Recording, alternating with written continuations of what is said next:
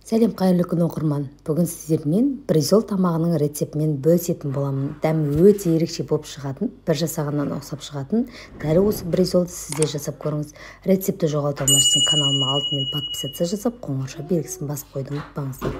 Бір дана жұмыртқамызға шекерімізді, қара бұрышымызды және осылай фаршымызды салып, жақсылап осылай араластырып, үйде қанша адамсыздар, соған солай дайындап аласыздар.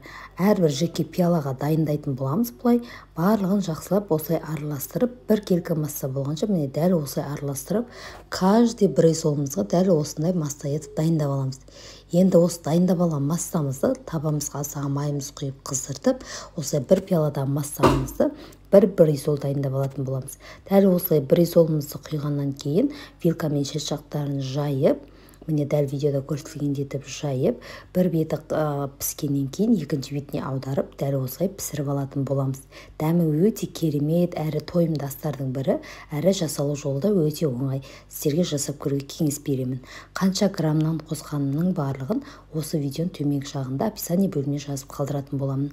Жасап көргілеріңіз келсе, сол жерден қарап, рецепт бойынша жасасаңыздар 100% ұқсап шығатын болады. Міне дәл осы екінші бетін қызартып пісіргеннен кейін бізде барлық жермен дәл осылай пісіп шығады.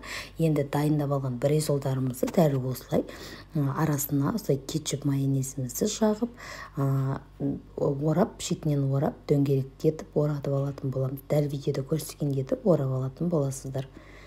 Міне дәл осылай кетчуп пен майонезімізді арасына жағып, өз қалауларыңыз бойынша жақпасаңыздар да болады, жақсаңыздар да болады. Мен осылай жағып, шетінен орап, бризолымды осылайша дайындап алдым. Жанына қасына қойғанға картошкадан пюре жасап, және алдына айчичек салатынды дайындап алдым. Достар, міне менің бризол тамағым дайын. Рецепт ұнаған болса сақтап алыңыздар, және видеоны жоғалтпау үшін каналыма подписка жасап, қоңырша белгісін басып қойды ұмытпаңыздар. Назарларыңызға рахмет.